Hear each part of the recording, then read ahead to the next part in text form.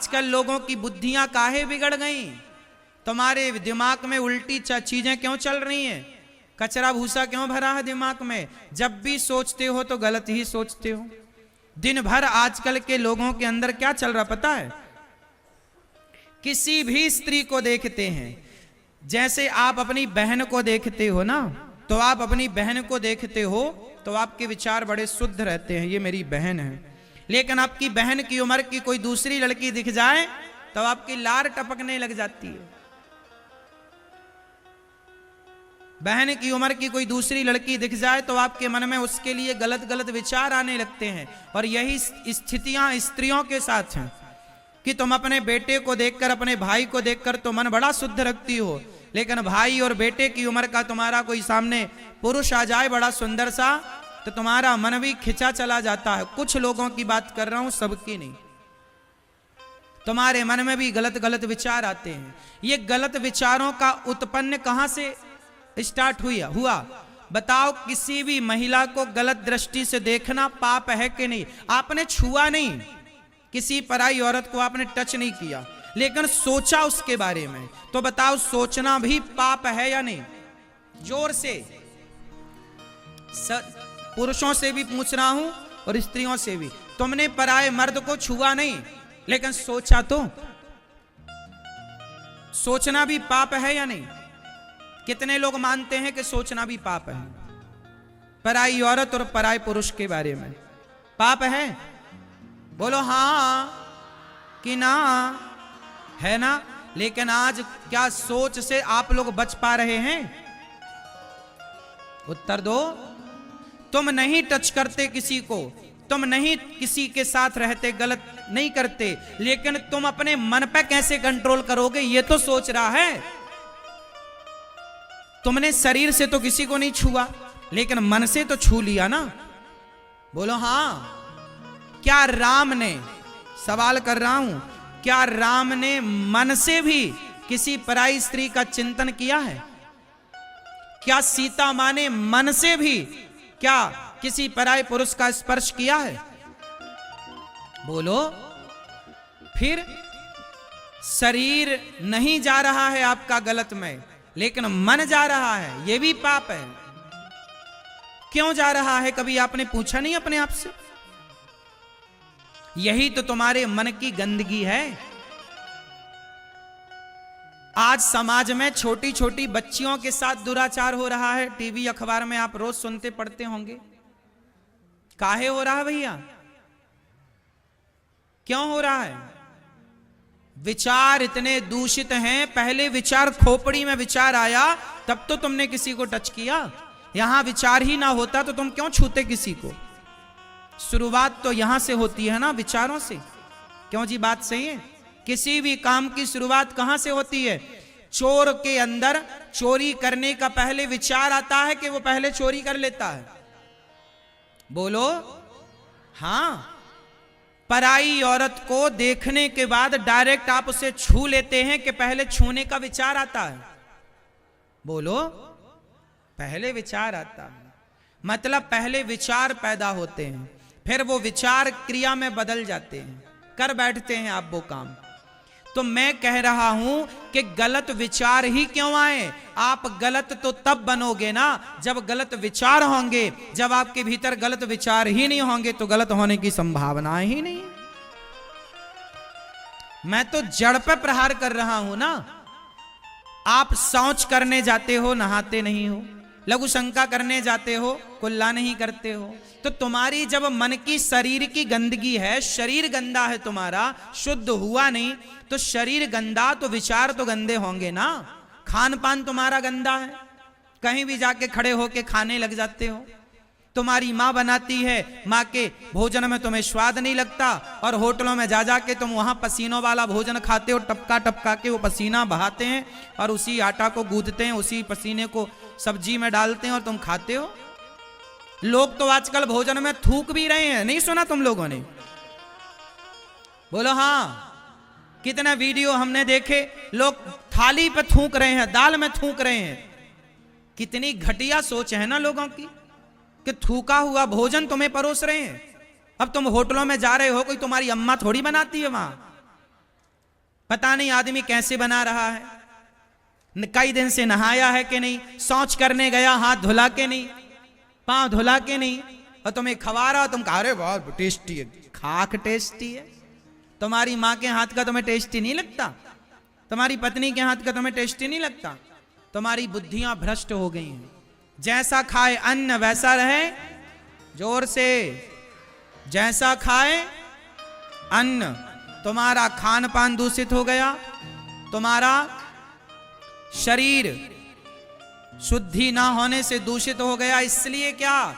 तुम्हारे विचार गंदे हो गए। शरीर गंदा, नहाते नहीं हो, नियम का पालन, शौच के नियम होते हैं, लघु शंका का नियम है, 4 कुल्ला करे बिना शुद्धि नहीं होगी। बिना नहाए शौच के बाद से शुद्धि नहीं मिलती। अब ना शौच का तुम्हें ज्ञान है, ना तो खान पान का ज्ञान है, तो तुम्हारी बुद्धि तो भ्रष्ट होनी ही होनी। फिर ना कहना कि हमसे गलती हो गई। विनाश काले, विनाश काले। खान पान जब बिगड़ता है तो व्यक्ति का सब कुछ बिगड़। अब देखो, तुम्हारा खान पान बिगड़ गया, तुम्हारी शुद्धि बिगड़ गई, इसलिए आज लड़का लड़कियां 80% लड़के लड़कियां चरित्रहीन हो रहे हैं। ये बात सही है कि गलत है? बोलो, क्यों हो गए 80%? ये वो देश था जिस देश में कोई चरित्रहीन नहीं होता था। पहले लोग डरते थे ये सब पाप करने से कि भाई हम क्यों किसी पराई मर्द को स्पर्श करें, किसी पराई नारी को छूने में पाप समझते थे लोग। पहले तो सोचना भी पाप था। क्यों? आज किसी नारी से कह दो पतिव्रता नारी है, तुम अपनी माँ से कहना माँ आप किसी पराये पुरुष के बारे में सोचती हो, तुम्हारी माँ कहेगी बेटा ये सब सोचना भी पाप है, गलत बात है। सोचना भी, माँ तुम्हारी माँ सोच को भी पाप समझती थी। ये बात सही है मेरी माँ? किसको पाप समझते थे? बोलो। पति मर जाता था तो उसकी विधवा जीवन काट लेती थी, लेकिन पराये मर्द के बारे में सोचती भी नहीं थी। क्यों जी? ऐसी नारियां भारत में हैं या नहीं? बोलो। पति मर गया, भरी जवानी में विधवा हो गई, लेकिन पूरी जवानी काट लिया, पराये आदमी के बारे में सोचा भी नहीं। ऐसी सोच थी पहली की, आज की तरह नहीं कि रह रहे हैं लिव इन में, आज इसके संग कल उसके संग, कल उसके संग।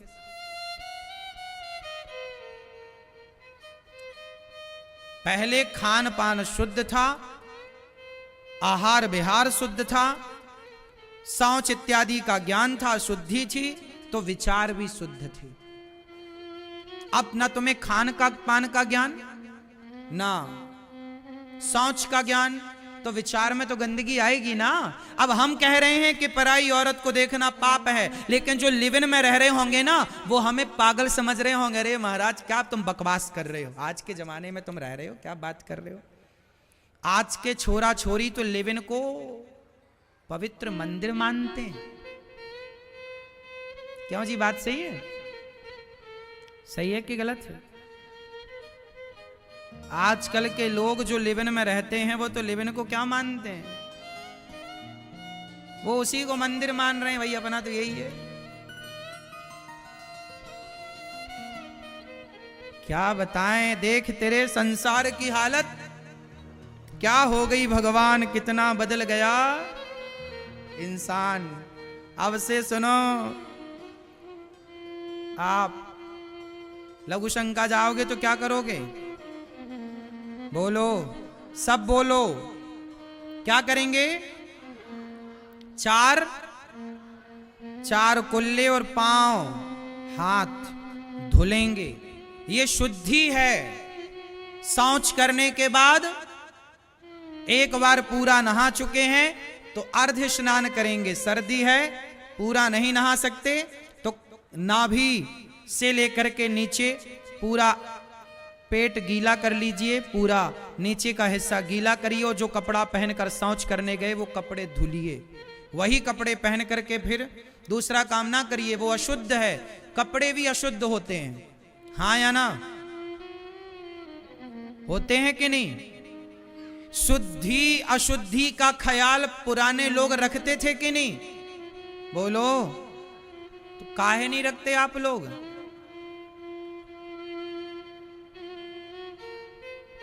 आजकल तो महिलाएं पहले सवेरे जागती हैं, शौच करती हैं और बिना नहाए पहले भोजन बनाती हैं। कुछ महिलाएं बनाती हैं भगवान, और फिर बना के खा के फिर नहाती हैं। ये राक्षसियां हैं क्या?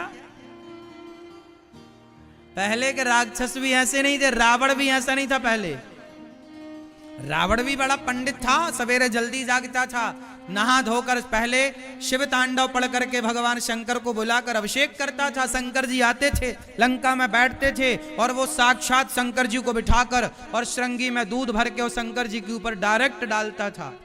ऐसा रावण था। वो भ्रष्ट हो गया बाद में, और उसे भ्रष्ट नहीं कह सकते। उसने अपने कल्याण को करने के लिए सीता मां को जानकर चुराया है, लेकिन रावण चरित्रहीन था, ये शास्त्रों में प्रमाण है। इसलिए उसे बहुत ठीक भी नहीं कह सकते, पर वो आज के लोगों से करोड़ों गुना बेहतर था। नियम का पालन तो करते ही था। रावण की लंका में भी गौ हत्या बंद थी। रावण भले राक्षस था पर गौ हत्या नहीं करता था। बात समझ में आई? रावण की लंका में गौ हत्या नहीं होती थी। रावण भी गाय का सम्मान करता था, भले वो राक्षस था। रावण भी वेदों का पुराणों का सम्मान करता था, भले वो राक्षस था। लेकिन तुम तो राक्षस नहीं हो ना, फिर भी तो गीता नहीं पढ़ते, फिर भी तो गाय आती है तो डंडे मार के कुछ लोग भगा देते हैं, फिर भी तो गाय घर में नहीं रखते ना, कुत्ता रखते हो।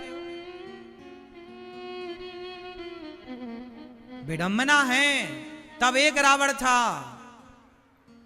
अब कलयुग बैठा मार कुंडली जाऊं तो मैं कहां जाऊं, हर घर में अब रावण बैठा इतने राम कहां से लाऊं। तो ध्यान कौन कौन रखेगा शुद्धि का? हाथ उठा के कन्फर्म कराओ। शुद्धि का ख्याल रखोगे।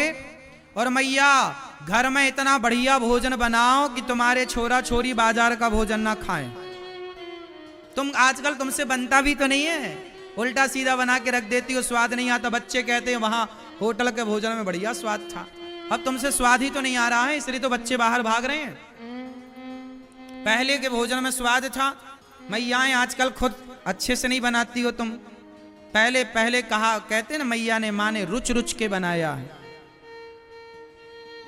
बड़े अच्छे से बनाया भोजन, अच्छा लगता था। आजकल तो माताएं जूता चप्पल पहन के भोजन बनाती हैं। क्यों मैया? सिकंदराबाद में चप्पल पहन के भोजन बनाने वाले लोग हैं। क्यों आप लोग तो नहीं बनाते? क्यों कांटा बिछा रखे हैं सास ने कम वहां रसोई में? कांटा चुभते हैं ना आपको। ज्यादा होशियार बन गए आप लोग, बहुत पढ़े लिखे हो गए। चप्पल पहनेंगे रसोई में। तुम्हारी नानी दादी से पूछा कभी कि रसोई एक मंदिर होती है, क्या मंदिर में चप्पल पहन के जाना सही है? उत्तर दो। आप सिकंदराबाद में जो मंदिर है वहां आप लोग चप्पल जूता पहन के जा सकते हैं? बोलो। जब मंदिर में चप्पल जूता अलाउ नहीं है तो रसोई क्या है? बोलो, रसोई क्या है? कितने लोग मानते हैं रसोई को मंदिर? तो मंदिर है तो उसे मंदिर जैसा स्वच्छ रखो, क्योंकि रसोई से ही अन्न तैयार होता है, भोजन तैयार। वही भोजन भगवान को भोग लगता, वही भोजन खाएंगे। जैसा अन्न खाएंगे वैसे मन की तैयारी होगी, मन बनेगा। मन गंदा बनेगा मतलब अन्न गंदा खाया है, पवित्र भाव से मैया ने बनाया नहीं। जब भोजन बनाओ तो कीर्तन करते हुए बनाओ। श्रीमन्नारायण चरणौ शरणं प्रपद्ये, श्री कृष्ण गोविंद हरे मुरारी। प्रसन्न चित्त से बनाओ। तुम्हारे शरीर के तुम्हारी प्रसन्नता भी के जो वाइब्रेशन है ना, जो पॉजिटिविटी है, वो भी भोजन में प्रवेश करती है।